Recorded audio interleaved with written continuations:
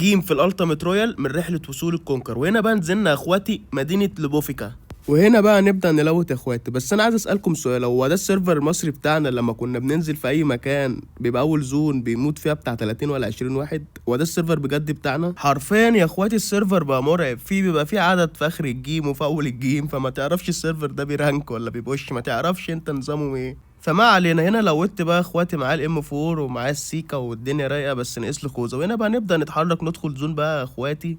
وهنا وصلنا الزون، وهنا احنا سنتر زون يا قلب اخوك، وعايزك تستمتع بقى عشان انا هستمتعك بكام فايت دلوقتي. اعمل بقى فولو، اعمل لايك، اعمل كومنت، روق الكلام كده يا قلب اخوك عشان اللي جاي تقيل دلوقتي. صح، نسيت اقول لكم على حاجه. الناس اللي عايزه ترانك معايا والناس اللي عايزه تصور معايا فيديوهات هتلاقي الاي دي بتاعي عندكم على الصفحه واسيبه لكم في الكومنتات. بس انت بتبعت لي طلب صداقه، ابعت لي شعبيه عشان اعرفك واقبلك عندي في الفريند.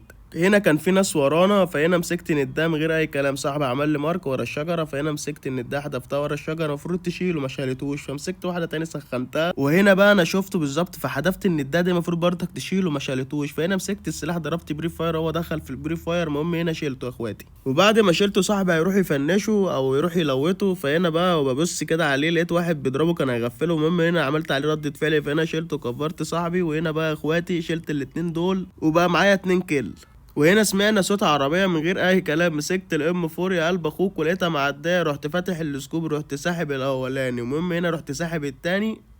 وهنا صاحبي هيفنش لي الاتنين كل دول وانا معايا 2 كل، وانا جبت 2 كل، بقى كده معايا 4 كل يا قلب اخوك. وهنا في ناس في البيوت كل ما ابص عليهم محدش فيهم بيطلع، اديهم ضهر يضربوا عليا حرفيا، مش عايزين نعمل عليهم لقطة ايه ولا حاجة، بس مش عايزين يبيكوا.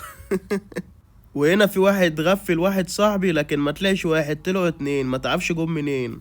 وهنا بقى لقيته بقى ماسك ندايه وهيهدف ندات وملوتوفات، فهنا بقى فضلت اتحرك واحده واحده عشان محدش يشوفني ويحدف عليا النيت. فهنا بحدف الملوتوف لكن ايه ما جاتش مظبوطه، فهنا لقيته اتحرك. المهم رحت ماسك الندايه سخنتها وهو معدي، وهنا بقى انا هحدفها له، لكن هو بقى ايه اول ما احدفها بالشكل ده لقيته بقى يتحرك راح يمين. المهم رحت ماسك ندايه تاني هيجيلي من هنا، صاحبه جه ورايا على طول، فانا لازم انا ابش عليه اخلصه عشان خاطر صاحبه ما يجفنيش من ضهري. وهنا بشيت عليه اديته طاله وهو اداني طاله، زي ما انتم شايفين الواد ايه عمال يتحرفش بالسيكه وبيلعب. وهنا بقى انا عمرت السلاح، ولازم تبقى لعبك هادي ما بتسرعش في لعبك، لازم يبقى لعبك بارد ما يخليش خصمك يسحبك. وهنا بقى ايه رحت شايله بالشكل زي ما انتم شايفين كده، طلعت له فوق الدبابه وما توقعهاش. وهنا بدلت على ام 4 على طول، رحت مدمجه جامد وهو دمجني جامد. فهنا بقى قلب اخوك لازم بقى فاهم ايه السرعه بقى هنا. فهنا بدلت على السيكا رحت شايله بالشكل ده وكده يا قلب اخوك. انا جبت الاتنين دول بقى كده معايا 6 كيل يا قلب اخوك. وانا زي ما قلت لك لازم تلعب بهدوء وبدون توتر، كده انت هتكسب الفايت اللي قدامك وش. ولو ما لعبتش بالاسلوب ده صدقني اللي قدامك لو ما بيعرفش يلعب وبيبص ما مالوش في اللعبه اصلا هيشيلك وهيموتك لو انت اتوترت او لعبت على اعصابك.